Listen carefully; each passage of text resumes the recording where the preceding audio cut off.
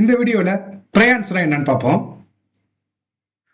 பிரயான்ஸ்னா என்ன அப்படின்னு கேட்டீங்கன்னா, சமச்சீர் as well as என்சிஆர்டி இது இல்லாம இந்த டாபிக் சம்பந்தமா இது வரைக்கும் கேட்கப்பட்ட கேள்விகள் எல்லாத்தையும் டீடைல்டா நம்ம வந்து பார்க்கலாம். இந்த புக்ல இருக்கிறது மட்டும் நான் சொல்ல மாட்டேன். இது சார்ந்த கேள்விகள் எல்லாத்தையுமே வந்து இது வரைக்கும் ப்ரீவியஸ் இயர் எல்லாத்தையும் நான் சொல்லிடுவேன். அதனால ரொம்ப யூஸ்ஃபுல்லா இருக்கும். ஓகேங்களா? பிரயான்ஸ் ஃபர்ஸ்ட் பிரயான்ஸ்னா என்ன அப்படின்னு கேட்டீங்கன்னா, இது ஒரு இன்ஃபெக்ஷியஸ் பார்ட்டிகல் தான். ஒரு நோயை உருவாக்கக்கூடிய ஒரு துகள் தான் இது. இந்த பிரயான்ஸ் அப்படின்னு கேட்டீங்கன்னா முழுக்க முழுக்க புரோட்டீன்களால் ஆனது. முழுக்க முழுக்க புரோட்டீனால் ஆன ஒரு பொருள் தான் பிரயான்ஸ் அப்படின்னு நம்ம சொல்லுவோம். நம்ம உடம்புல இருக்க புரோட்டீன் இருக்குல்ல, அது நல்லது, நல்ல வேலையை செய்யும். ஆனா இந்த பிரயான்ஸ் என்ன பண்ணா அந்த புரோட்டீனை வந்து கெடுத்துரும். ஓகேங்களா? இது ஒன் பை ஒன் பார்த்துட்டு நான் அதுக்கப்புறம் எக்ஸ்பிளைன் பண்றேன். பிரயான்ஸ் அப்படிங்கிறது ஒரு ரொம்ப சின்ன ஒரு இன்ஃபெக்ஷியஸ் பார்ட்டிகல். இது பாக்டீரியா வைரஸ் மாதிரிலாம் கிடையாது. பாக்டீரியாவில் வந்து பாத்தீங்கன்னா அதனுடைய ஜெனட்டிக் மெட்டீரியல் டிஎன்ஏ இருக்கும். பாக்டீரியாவில் அதுக்கு ஜெனட்டிக் மெட்டீரியல் வந்து பாத்தீங்கன்னா டிஎன்ஏ இருக்கும்.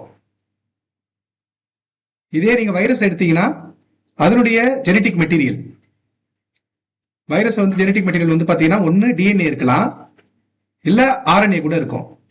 இன் ஷார்ட், ஒரு சிம்பிள் அண்டர்ஸ்டாண்டிங்காக மனுஷனுக்கு இல்ல பாக்டீரியாவுக்கு ஜெனட்டிக் மெட்டீரியல்னா அது டிஎன்ஏ தான் இருக்கும். ஜெனட்டிக் மெட்டீரியல் என்னது? மனுஷனா இருக்கட்டும் இல்ல பாக்டீரியா இருக்கட்டும். இப்போ மனுஷனை நம்ம வச்சுக்கிட்டோம்னா ஈஸியா புரியும் உங்களுக்கு. என்னன்னு கேட்டீங்கன்னா, ஒரு மனுஷனோட ஐ கலர், அவங்களுடைய ஹைட்டு, அதுக்கப்புறம் அவங்களுடைய பாடி ஸ்ட்ரக்சர், இது எல்லாத்தையும் யார் கண்ட்ரோல் பண்றாங்கன்னா டிஎன்ஏ தான் கண்ட்ரோல் பண்ணுது. அதனால மனுஷனுக்கும் பாக்டீரியாவுக்கும் ஜெனட்டிக் மெட்டீரியல் வந்து டிஎன்ஏ. இதே வைரஸுக்கு வந்து ஜெனட்டிக் மெட்டீரியல் அதை கண்ட்ரோல் பண்றது யாருன்னு கேட்டீங்கன்னா டிஎன்ஏவும் இருக்கு, ஆர்என்ஏவும் இருக்கு. ஓகேங்களா? இப்ப இந்த பிரயான்ஸ்னா என்ன அப்படின்னு கேட்டீங்கன்னா, பிரயான்ஸ்ங்கிறது ஒரு வைரல் பார்ட்டிகல், ஒரு வைரல் துகள். ஒரு வைரஸ் துகள் தான் இந்த பிரயான்ஸ் அப்படின்னு நம்ம சொல்லுவோம். ஆனா இதுல வெறும் புரோட்டீன் மட்டும்தான் இருக்கும். பிரயான்ஸ்ங்கிறது ஒரு வைரஸ் துகள் தான். ஆனா இதுல உடம்புல அதுல வெறும் புரோட்டீன் மட்டும் தான் இருக்கும். ஏன் இதை இப்படி மீன் பண்றாங்கன்னா, வைரஸ்னா என்ன? வைரஸ் அப்படிங்கிறதும் அதுல முழுக்க முழுக்க ஒரு 60% புரதம் தான் இருக்கும். வைரஸ் அதை செக் பண்ணோம்னா உள்ள 60% புரதம் இருக்கும். ஆனா 5% நியூக்ளிக் அமிலம் இருக்கும். ஆனா இதுல நியூக்ளிக் அமிலமே இருக்காது. பிரயான்ஸை பொறுத்த வரைக்கும் வெறும் இது ஒரு வைரஸ் துகள். அது இல்லாம இதுல புரோட்டீன் மட்டும்தான் இருக்கும். அதுல நியூக்ளிக் ஆசிடே இருக்காது. நியூக்ளிக் ஆசிட்னா டிஎன்ஏவோ ஆர்என்ஏவோ எதுவுமே இருக்காது. அப்ப வெறும் புரதம் மட்டும்தான் இந்த பிரயான்ஸ். ஆனா இது ரொம்ப ரொம்ப இன்ஃபெக்சியஸ் அண்ட் வைரஸை விட ரொம்ப ரொம்ப சின்னது. இப்ப உங்களுக்கே தெரியல, பாக்டீரியா விட 10,000 மடங்கு சின்னது வைரஸ். அந்த வைரஸை விட ரொம்ப சின்னது இந்த பிரயான்ஸ். வைரஸுக்கும் பிரயான்ஸுக்கும் என்ன வித்தியாசம்னா, இதுவும் வைரஸ் துகள் தான், வைரஸும். ஓகே, ஃபார் எக்ஸாம்பிள் வந்து பாத்தீங்கன்னா வைரஸ் அப்படிங்கிறது அது எதனால் ஆனதுன்னு கேட்டீங்கன்னா புரோட்டீன் மற்றும் நியூக்ளிக் அமிலங்களால் ஆனதும். பிரயான்ஸ்ங்கிறது வெறும் புரோட்டீன்களால் ஆனது. இதுல நியூக்ளிக் ஆசிடே இருக்காது. நல்லா ஞாபகம் வச்சுங்க. இது ரொம்ப இன்ஃபெக்சியஸா இருக்கும், வைரஸை விட ரொம்ப சின்னதா இருக்கும்.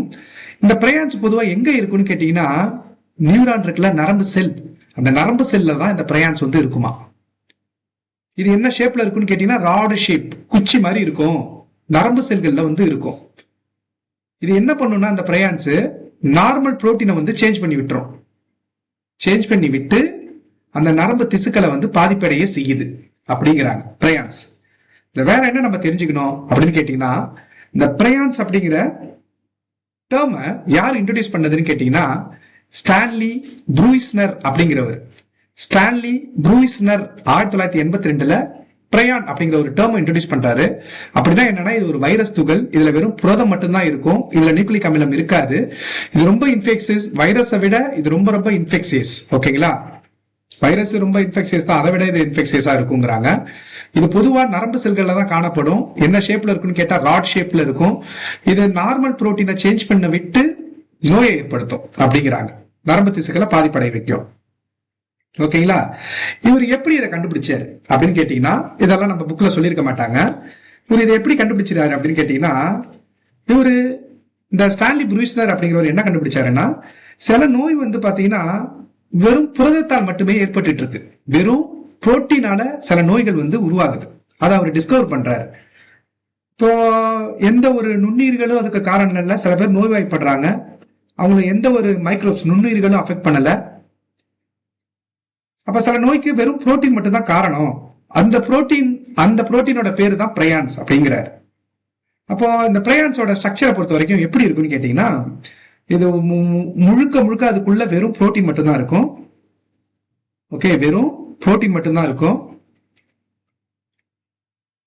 அப்படின்னா என்ன மீனிங்? நியூக்ளிக் ஆசிடே இருக்காது. அதாவது இதுல டிஎன்ஏவும் இருக்காது, ஆர்என்ஏவும் இருக்காது. No nucleic acid. வைரஸை விட சின்னது. என்ன ஷேப்ல இருக்கும்? ராட் ஷேப்ல இருக்கும். மெயினா எங்க ஃபவுண்ட் ஆகும் அப்படின்னு கேட்டீங்கன்னா, மெயின்லி ஃபவுண்ட் இன் நியூரான், நரம்பு செல்கள்ல தான் இது காணப்படும். புரியுதுங்களா? இந்த பிரயான்ஸ் ஏன் டேஞ்சரஸ்ங்கிற அப்படின்னு கேட்டீங்கன்னா, நார்மலா நம்ம உடம்புல இருக்கக்கூடிய புரோட்டீன் வந்து ஹார்ம்லெஸ், அது தீங்கு விளைவிக்காது. ஆனா பிரயான்ஸ் அப்படிங்கிறது அப்நார்மல் புரோட்டீனை தான் பிரயான்ஸ் அப்படின்னு சொல்லுவோம். நம்ம உடம்புல இருக்கக்கூடிய அப்நார்மல் புரோட்டீனை தான் பிரயான்ஸ் அப்படின்னு நம்ம சொல்லுவோம். இப்போ இந்த அப்நார்மல் புரோட்டீன் பிரயான்ஸ் வந்து நம்ம உடம்புக்குள்ள என்டர் ஆகுதுன்னு கேட்டீங்கன்னா, இது நம்ம உடம்புல இருக்கக்கூடிய நார்மல் புரோட்டீன் இருக்கும்ல, அதனுடைய ஷேப்பை சேஞ்ச் பண்ணிடும். நார்மல் புரோட்டீன் வந்து என்னவா மாறிடும்னா அப்நார்மல் பிரயான்ஸா மாறிடும். இந்த சேஞ்ச் எப்படி இருக்குன்னா, ஒரு செயின் ரியாக்ஷன் மாதிரி நம்ம உடம்புல இருக்கக்கூடிய எல்லா புரோட்டீனையும் இதை பிரயான்ஸா மாத்திரும், அப்நார்மலா இருக்கக்கூடிய பிரயான்ஸா மாத்திரும். அதனால நம்மளுடைய நரம்பு மண்டலம் பாதிக்கும். நரம்பு மண்டலம் மெயினா பிரைனும் ஸ்பைனல் கார்டும் தான். பிரைனும் ஸ்பைனல் கார்டையும் மூளையையும் தண்டுவடத்தையும் இது பாதிக்கும். மூளையும் தண்டுவடத்திலையும் இருக்கக்கூடிய நரம்புகளை கொஞ்சம் கொஞ்சமா டிஸ்ட்ரக்ஷன் பண்ணும், சிதைச்சிரும், நரம்பு திசுக்களை சிதைச்சிரும். மூளையில வந்து பாத்தீங்கன்னா ஒரு ஓட்டை மாதிரி, ஒரு ஹோல் மாதிரி உழ வச்சு மூளையில ஒரு ஹோல் மாதிரி உருவாக்கி அது ஒரு ஸ்பாஞ்ச் மாதிரி மாத்திரும் மூளைய. புரியுதுங்களா? இந்த பிரயான்ஸால ஏற்படக்கூடிய நோய்கள் என்ன அப்படின்னு கேட்டீங்கன்னா, மேட் கவ் டிசீஸ். இந்த பிரயான்களால் ஏற்படக்கூடிய நோய் அப்படின்னு கேட்டீங்கன்னா மேட் கவ் டிசீஸ். இது வந்து மாட்டுக்கு வரக்கூடிய நோய். அது பிரயான்ஸ் தான் ஏற்படுத்துது. மேட் கவ் டிசீஸ் அப்படின்னு சொல்லுவோம். மேட் கவ் டிசீஸ் அப்படின்னா என்னன்னு கேட்டீங்கன்னா, இதோட சயின்டிபிக் நேம் வந்து போவின் ஸ்பாஞ்சிஃபோம் அப்படின்னு சொல்லுவாங்க. போவின், ஒரே பேர் தான், நான் கீழே எழுதுறேன் அண்டர்ஸ்டாண்டிங்காக. போவின் ஸ்பாஞ்சிஃபார்ம் என்செஃபலோபதி அப்படின்னு சொல்லுவாங்க. சோ இது நீங்க தேவைன்னா வச்சுக்கலாம், விட்டுருங்கப்பா. மாடுனாலே பொதுவாக அது போவின் தானே பேர் வரும். மேட்கவ் டிசீஸ் இது என்ன, எந்த நோய் அப்படின்னு கேட்டீங்கன்னா, இது பொதுவாக பசுமாட்டை தான் அஃபெக்ட் பண்ணும். இந்த பிரயான்ஸ் பசுமாட்டுக்குள்ள வந்து பாத்தீங்கன்னா, இந்த பிரயான்ஸ் என்டர் ஆகுதுன்னா, பிரயான்ஸ் வந்து உள்ள போகுது, இந்த அப்நார்மல் புரோட்டீன் இருக்குல்ல, இது உள்ள போகுதுன்னா அது பசுமாட்டோட மூளை இருக்குல்ல, மூளை, அந்த மூளையையும் நரம்பு மண்டலத்தையும், பசுமாட்டோட பிரைன் அண்ட் நர்வஸ் சிஸ்டத்தை பாதிச்சிடும். பாதிச்சதுனாவே என்ன பண்ணும், அந்த மூளையில நிறைய சின்ன சின்ன ஹோல்ஸ் மாதிரி உருவாகி ஒரு மாதிரி ஸ்பாஞ்ச் மாதிரி மாத்திரும், ஸ்பாஞ்ச் மாதிரி. அதனால அந்த மாடு என்ன ஆகும்னு கேட்டீங்கன்னா, ரொம்ப வீக் ஆயிடும், கன்ஃபியூஸ் ஆயிடும், அன்கோஆர்டினேட்டட், அதுக்கு ஒருங்கிணைக்க முடியாது, ஒரு மாதிரியா பைத்தியம் பிடிச்ச மாதிரி இருக்கும். அதனால என்ன ஆகும்னு கேட்டீங்கன்னா, அந்த சிம்டம் எப்படி கண்டுபிடிக்கலாம்னா, அந்த மாட்டுக்கு வந்துட்டா இல்லையான்னு சொல்லிட்டு நடக்கிறதுக்கு ரொம்ப கஷ்டப்படும், அது பேலன்ஸ் ஒழுங்கா இருக்காது, பிஹேவியர் சேஞ்சஸ், மாற்றம் இருக்கும், அதோட மாற்றத்துல வந்து அதனுடைய பிஹேவியர்ல மாற்றம் இருக்கும். சிம்பிளா சொல்லணும்னா, ஒரு குடிச்சவன் இருப்பான்ல, ஃபுல்லா குடிச்சவன், ஒரு மாதிரியே ஒரு கோஆர்டினேஷனே இல்லாம பிஹேவியர் மாற்றம் அடைஞ்சு வாக் பண்றதுக்கு அங்கேயும் இங்கேயும் நடந்துகிட்டு அந்த மாதிரி இருப்பாங்க. மேட் கவ் டிசீஸ் அப்படிங்கிறது மாட்டுக்கு வரக்கூடியது. சப்போஸ் இது நம்மளுக்கு வருமானு கேட்டீங்கன்னா, இந்த மாதிரி நோயால் பாதிக்கப்பட்ட மாட்டை, பீஃபை வந்து சாப்பிட்றோம் அப்படின்னா இதே மாதிரி மனுஷனுக்கும் வரும் அப்படிங்கிறாங்க. அடுத்து வந்து பாத்தீங்கன்னா, இது ஒரு இன்ட்ரெஸ்டிங்கான நோய். இது அடுத்து மனுஷனுக்கு வரக்கூடிய ஒரு பிரயான்ஸ் இது வந்துச்சுன்னா, அந்த நோய்க்கு பேரு குரிட்ஸ்ஃபெல்ட் ஜாக்கப் டிசீஸ் அப்படின்னு சொல்லுவாங்க. CREUTZFELDT,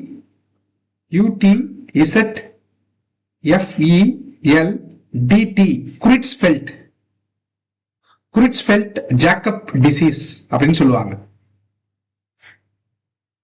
குரிட்ஸ்ஃபெல்ட் ஜாக்கப் டிசீஸ்னா, இந்த டிசீஸ் குரிட்ஸ்ஃபெல்ட் ஜாக்கப் நோய் அப்படிங்கிறது மனுஷனுக்கு வரக்கூடிய நோய்.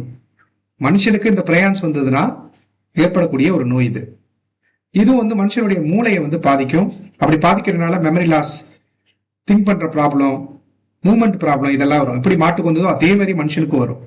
அதனால என்ன ஆகுன்னு கேட்டீங்கன்னா, மறந்துடுவாங்க எல்லாத்தையும், அடிக்கடி நடக்க கஷ்டப்படுவாங்க, அவங்களுடைய மசில்லாம் ரொம்ப ஸ்டிஃப் ஆயிடும், மூடு மாறிக்கிட்டே இருக்கும், ஸ்லீப் ப்ராப்ளம் இருக்கும். அப்ப இதுக்கு பேரு குரிட்ஸ்ஃபெல்ட் ஜாக்கப் நோய் அப்படின்னு சொல்லுவோம். மனுஷனுக்கு வரனால மறந்துடுவோம், நடக்க கஷ்டப்படுவோம், தூக்க பிரச்சனை, மூடு சேஞ்சஸ், மசில் ஸ்டிஃப்னஸ். இது பேரு குரிட்ஸ்ஃபெல்ட் ஜாக்கப் டிசீஸ். இந்த லாஸ்டா வந்து பாத்தீங்கன்னா ஒரு நோய், அதுக்கு பேர் என்னன்னு கேட்டீங்கன்னா ஸ்கிராப்பி அப்படின்னு நம்ம சொல்லுவோம். ஸ்கிராப்பினா என்னன்னு கேட்டீங்கன்னா இந்த செம்மறி ஆடு மற்றும் ஆடுகள்ல வர்றது, இந்த ஷீப்பு அண்ட் கோட்டுல ஏற்படும் ஆடுகள் மற்றும் செம்மறி ஆடுகள். இது என்னன்னு கேட்டீங்கன்னா ஸ்கிராப்பி அப்படின்னு கேட்டீங்கன்னா இந்த இன்ஃபெக்டட் ஷீப், இந்த நோயால் பாதிக்கப்பட்ட ஒரு செம்மறி ஆடை பார்த்தீங்கன்னா அதோட உடம்ப போட்டு தேய்ச்சிட்டே இருக்கும், ஸ்கிராச் பண்ணிட்டே இருக்கும் அதோட பாடியை. அரிப்பு தாங்க முடியாது, போட்டு செவுத்துல எல்லாம் போட்டு தேய்ச்சிட்டு இருக்கும் பாத்தீங்களா, அதுதான் ஸ்கிராப்பி அப்படின்னு நம்ம சொல்லுவோம். என்னன்னு கேட்டீங்கன்னா இப்போ இதுக்கும் அந்த ஆட்டுக்கும் கோஆர்டினேஷன் மிஸ் ஆகும், அதோட கால்லாம் ரொம்ப வீக் ஆயிடும், பிஹேவியர் சேஞ்சஸ் இருக்கும், கோஆர்டினேஷன் இருக்காது. ஓகேங்களா, இச்சிங், ஸ்கிராச்சிங் இதெல்லாம் ஏற்படும். நல்லா ஒரு விஷயம் புரிஞ்சுங்க, மனுஷனுக்கு இது வராது. ஸ்கிராப்பி அப்படிங்கிறது ஆடுகள் மற்றும் செம்மறி ஆடுகள்லாம் வரக்கூடியது. ஓகே, மனுஷனுக்கு வரக்கூடிய இந்த பிரயான்ஸ் எல்லாம் பாதிக்கக்கூடிய நோய் எதுன்னு கேட்டா குரிட்ஸ்ஃபெல்ட் ஜாக்கப் டிசீஸ் பிரயான்ஸ்கெல்லாம் வருது. ஓகே, எக்ஸாம் பாயிண்ட் ஆஃப் வியூல மேட் கவு டிசீஸ்னா மாட்டுக்கு வரக்கூடியது. இதுல என்னன்னா நீங்க ஞாபகம் வச்சுக்கணும்னா இதை கண்டுபிடிச்சது, இந்த டேர்மை கண்டுபிடிச்சது யாரு? பிரயான்ஸ் அப்படின்னா ஸ்டான்லி ப்ரூயிஸ்னர் 1982 கண்டுபிடிச்சாரு. பிரயான்ஸ்ங்கிறது ஒரு வைரஸ் துகள் தான், ஆனா மெயினா இதுல வெறும் புரோட்டீன் மட்டும் தான் இருக்கும், நியூக்ளிக் அமிலம் இருக்காது. இது ரொம்ப இன்ஃபெக்சியஸா இருக்கும், அதே மாதிரியே வைரஸை விட ரொம்ப சின்னது. இது எங்க மெயினா காணப்படும் கேட்டீங்கன்னா நரம்பு செல்கள்ல தான் இது வந்து காணப்படும். எப்படி இருக்கும்னு கேட்டா ராட் ஷேப்ல இருக்கும். நார்மல் புரோட்டீன் எல்லாத்தையுமே இது அப்நார்மல் பிரயான்ஸா மாத்திரும், அதனால நரம்பு திசுக்கள் பாதிக்கப்படும். நன்றி, வணக்கம். இதுல ஏதாச்சும் டவுட் இருந்தது அப்படின்னா நீங்க கமெண்ட் பண்ணுங்க.